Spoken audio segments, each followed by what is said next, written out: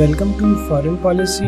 Foreign policy में आपका स्वागत है, the channel that simplifies global politics. Welcome to my channel foreign policy. आपने अभी तक कई सारे न्यूज़ आर्टिकल पढ़ लिए होंगे कि जो पोर्चुगल के एंटोनियो गुटेरेस है उनको यूनाइटेड नेशन सिक्योरिटी काउंसिल ने सेकेंड टर्म के लिए अप्रूव कर दिया as the secretary general of UN. मैं आपको बताऊंगा कि यूनाइटेड नेशंस के अंदर सेक्रेटरी जनरल की क्या पोजीशन होती है, उनकी क्या पावर्स होती है, रिस्पॉन्सिबिलिटीज क्या होती है। तो इसको स्टार्ट करने से पहले मैं आपसे एक क्वेश्चन पूछना चाहूँगा। क्वेश्चन है कि एंटोनियो गुटेरेस ने यूनाइटेड नेशन सेक्रेटरी जनरल की पोस्ट संभालने से पहले अपने करियर के अंदर कौन सी दूसरी सबसे बड़ी पोस्ट संभाली थी। इसका मैं हिंट दे देता हूँ, वो पोर्चुगल के नागरिक हैं। आप सर्च भी कर सकते हैं, कमेंट सेक्शन में आप जवाब जरूर दीजिएगा। तो आपको पूछता हूँ, तो आपके ऑप्शन यहाँ पर है, वो फॉरेन अफेयर्स मिनिस्टर थे, मिनिस्टर ऑफ जस्टिस थे, मिनिस्टर ऑफ नेशनल डिफेंस थे, या प्राइम मिनिस्टर ऑफ पोर्चुगल थे। तो उसका आंसर मैं आपको वीडियो के एंड में दूंगा और आप इसका आंसर मुझे कमेंट सेक्शन में दे सकते हैं। तो चलिए स्टार्ट करते हैं। सबसे पहले यूनाइटेड नेशन सिक्योरिटी काउंसिल यानी हिंदी के अंदर संयुक्त राष्ट्र की सुरक्षा परिषद ने 8 जून 2021 को एंटोनियो गुटेरेस को सेकेंड टर्म के लिए फॉर्मली अप्रूव कर दिया as secretary general of United nations. देख लीजिए यहाँ पे है। देखिए, उन्होंने लास्ट टाइम जो अपनी पोजीशन संभाली थी वो थी 2017 के अंदर। उनकी पोजीशन 2022 के अंदर एक्सपायर हो रही थी 1 जनवरी को, और उसके बाद वो वापस से अपना पोजीशन संभालेंगे और इस बार नेक्स्ट 5 ईयर्स को 2027 तक as secretary general of United Nations serve करेंगे। इसके बारे में मैं आपको बता देता हूँ। फिलहाल ये proposal United nation security council ने अप्रूव किया है। इसके बाद ये प्रपोजल 193 मेंबर वाली जनरल असेंबली के पास जाएगा, जो इस अपॉइंटमेंट को 18 जून तक डिसाइड करेगी। मोस्ट प्रोबेबली जो यूनाइटेड नेशन जनरल असेंबली है इस प्रपोजल को एक्सेप्ट कर लेगी, क्योंकि आज तक बहुत कम ऐसा हुआ है कि यूनाइटेड नेशन सिक्योरिटी काउंसिल ने कोई प्रपोजल भेजा हो regarding the appointment of secretary general और उसे एक्सेप्ट ना किया गया, क्योंकि इस समय जो परमानेंट मेंबर्स हैं यूनाइटेड नेशन सिक्योरिटी काउंसिल के 5 permanent members China, USA, Russia, France and United kingdom, इनका बहुत सारी कंट्रीज के ऊपर इन्फ्लुएंस रहता है। काफ़ी सारी कंट्रीज के ऊपर यूएस का इन्फ्लुएंस रहता है और बाकी कंट्रीज के ऊपर रशिया, चाइना, इनका इन्फ्लुएंस रहता है। तो मोस्ट ऑफ द मेंबर्स इस अपॉइंटमेंट को अप्रूव कर देंगे यूनाइटेड नेशंस जनरल असेंबली के अंदर। तो इसके बारे में हम नेक्स्ट चीज देखते हैं। हमने देखा कि एंटोनियो गुटेरेस का appointment United Nations security council ने अप्रूव कर दिया। नेक्स्ट थिंग, एंटोनियो गुटेरेस ने इस बारे में क्या कहा है।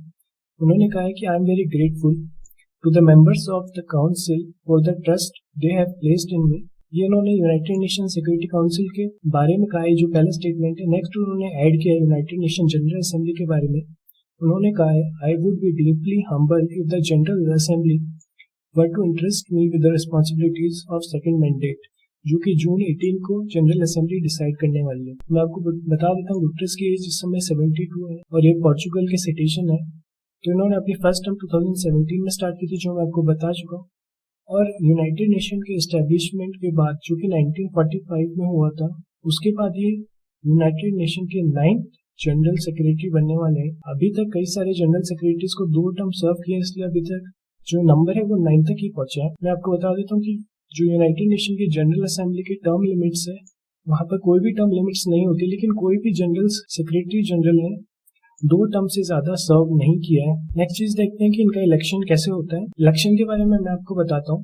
जो यूनाइटेड नेशन सेक्रेटरी जनरल का अपॉइंटमेंट है वो जनरल असेंबली करती है on the recommendation of security council. United nation security council के अंदर जो प्रपोजल आते हैं उसके अंदर जो भी कैंडिडेट इस पोस्ट के लिए खड़ा होना चाहता है, जो यूनाइटेड नेशन जनरल असेंबली उसके जो 193 मेंबर्स हैं उसमें से किसी एक मेंबर कंट्री को उस पोस्ट के लिए उस कैंडिडेट को रिकमेंड करना पड़ता है। इस केस में आप देखिए, एंटोनियो गुटेरेस का जो रिकमेंडेशन है वो पोर्चुगल ने दिया था, क्योंकि वो पोर्चुगल के सिटीजन है। आई होप इतना आप समझ गए होंगे। और एक चीज मैं आपको बता देता चलूं जो यूनाइटेड नेशन सिक्योरिटी काउंसिल के अंदर जो बाकी मेंबर्स स्टैंड हुए थे, एंटोनियो गुटेरेस के सामने 7 मेंबर्स खड़े हुए थे, उनको किसी भी मेंबर कंट्री ने रिकमेंड नहीं किया, उनका रिकमेंडेशन किसी भी यूनाइटेड नेशन जनरल असेंबली की मेंबर कंट्री ने नहीं किया है। नेक्स्ट चीज देखते हुए चलते हैं, जो सेक्रेटरी जनरल का अपॉइंटमेंट है क्लोज डोर सेशन के अंदर होते हैं, तो यहाँ पे ट्रांसपेरेंसी की काफी कमी होती है। जो यूनाइटेड नेशन सिक्योरिटी काउंसिल के 15 मेंबर्स होते हैं, जिसके अंदर 5 मेंबर्स होते हैं वो परमानेंट होते हैं, और जो 10 मेंबर्स हैं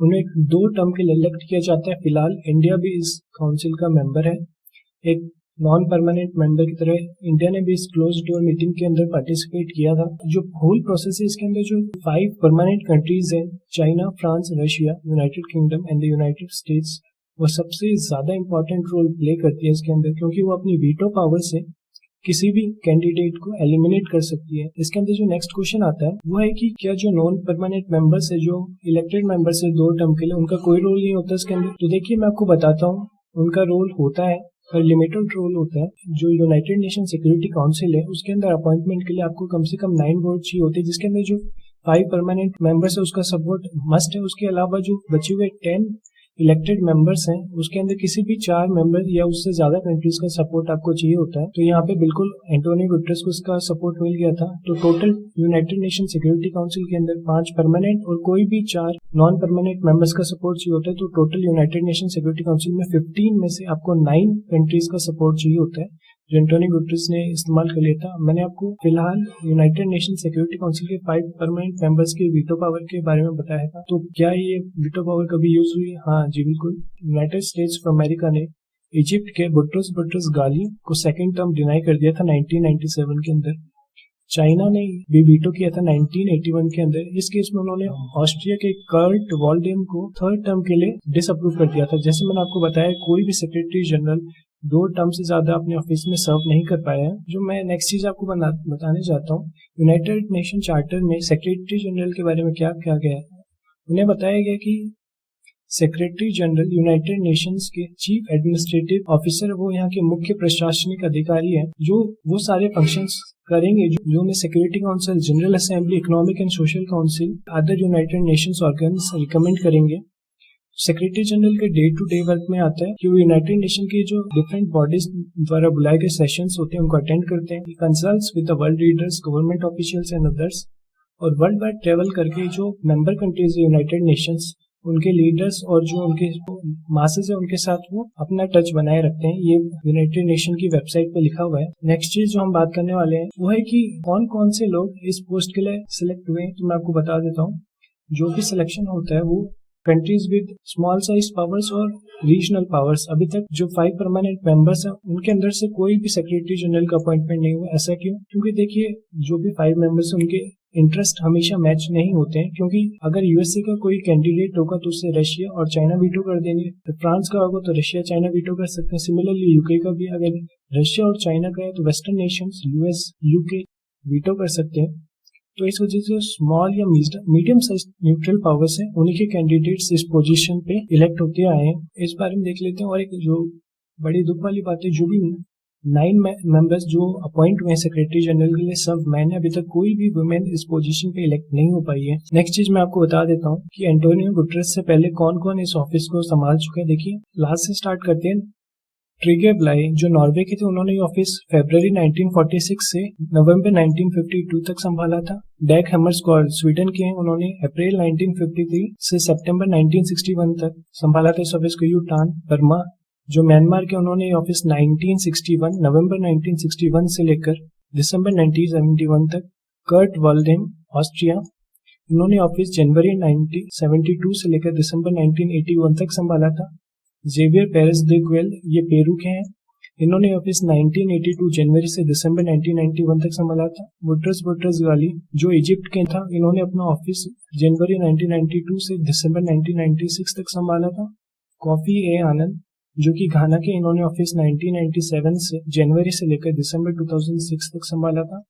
और बान की मून जो साउथ कोरिया के, उन्होंने ऑफिस जनवरी 2007 से दिसंबर 2016 तक संभाला था। आई होप आपको इस वीडियो से कुछ इन्फॉर्मेशन मिली होगी। एंड आपको अगर इस वीडियो से कुछ इन्फॉर्मेशन मिली है, you can subscribe to my channel, like the video and share the video with your family and friends.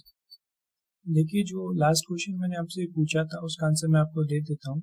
Antonio Guterres ने पोर्टुगल के प्राइम मिनिस्टर के रूप में अपना पदभार संभाला था और ये सोशलिस्ट पार्टी से चुने गए थे और उन्होंने अपना ऑफिस 1995 से लेकर 2002 तक संभाला था। Thank you very much.